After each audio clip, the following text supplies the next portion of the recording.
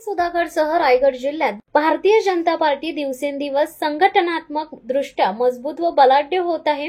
आगामी स्थानिक स्वराज्य संस्थांच्या निवडणुकीत भाजपला बहुमत मिळवून एकहाती सत्ता प्रस्थापित करायची आहे।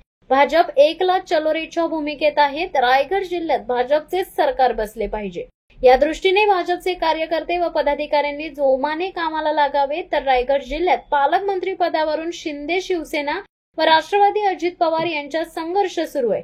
शिवसेना राष्ट्रवादीचा तिढा सुटत नसेल तर रायगडचे पालकमंत्रीपद भाजपला द्यावे, असे मोठं भाष्य भाजपचे ज्येष्ठ नेते तथा आमदार रविशेठ पाटील यांनी केले।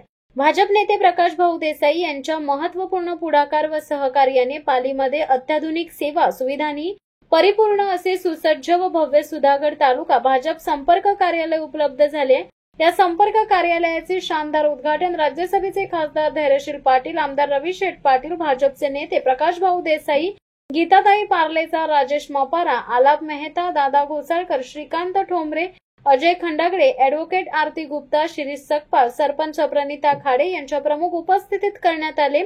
यावेळी रविशेठ पाटील बोलत होते। अष्टविनायक तीर्थक्षेत्र असलेल्या पालीच्या बल्लाळ नगरीत भव्य व देखणे कार्यालय उपलब्ध करून दिल्याबद्दल प्रकाश भाऊ देसाई यांना खासदार धैर्यशील पाटील, रविशेठ पाटील व अन्य पदाधिकाऱ्यांनी धन्यवाद दिलेत।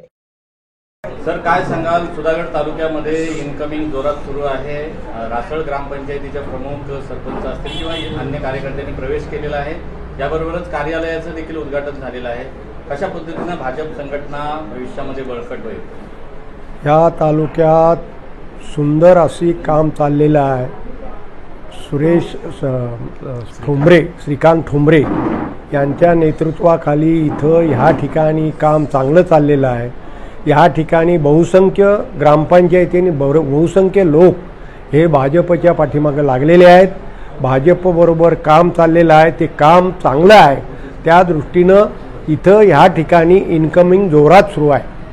आगामी जिल्हा परिषद असतील, पंचायत समिती निवडणुकांमध्ये भाजप हे केवळ सुधागड पेनमध्ये नव्हे तर रायगड जिल्ह्यात कसा प्रभाव पाडेल? या ठिकाणी या तालुक्यातल्या दोन्ही जिल्हा परिषद, 4 पंचायत समिती ह्या 100% भाजप जिंकणारच आणि त्यात कुठलाही किंतु नाही।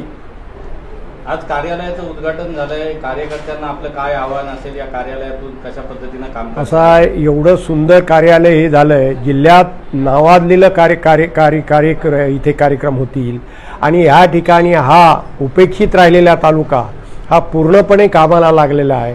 पूर्णपणे तालुक्यातले कार्यकर्ते ह्या ऑफिसमध्ये येतील।